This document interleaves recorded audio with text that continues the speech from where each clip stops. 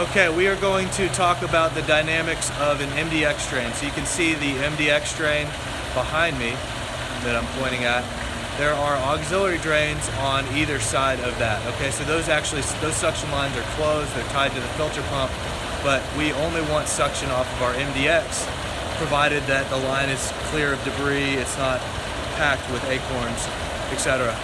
Okay, so MDX has suction, these other side drains do not.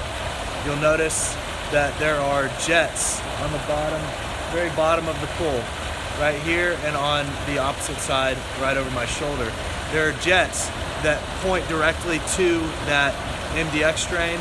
So the filter pump, as it runs, it's got water that's returning through those floor jets that propels that debris to go towards that MDX drain.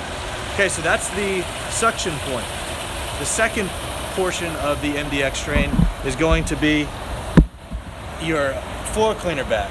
Okay, so this, sometimes they'll be on the deck, sometimes they'll be a little hidden, but this is your floor cleaner pump, or excuse me, your floor cleaner bag. It's actually tied to the MDX drain, and your filter pump suction, not your floor cleaner system. Your floor cleaner system only controls the jets that are on the bottom of the pool. Okay, so to empty this, we're going to unscrew this, pop up the lid, and then pull out the bag. Okay, so you'll empty the debris out of the bag, and then you'll notice that the seams are, square, they stick out a little bit. Okay, so it's not a completely round bag. Those seams are actually going to go in these grooves. So there's a groove here and then a groove on the opposite side where that water's coming through. Okay, and we're going to slip those seams into the groove so it sits down all the way, the bag sits down, and then we've got our lid with grooves with openings that fit into these little protrusions. So we're going to get that and we're going to twist it right to lock it. Okay, so that is straight from the MDX drain to the floor cleaner bag. Okay, and then the water that goes through that floor cleaner bag is going to go to the filter pump. So we're going to walk back to the equipment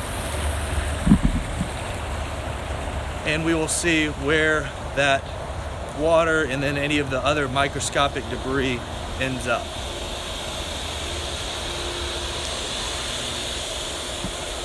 Okay, so our MDX drain is actually tied to our filter pump suction.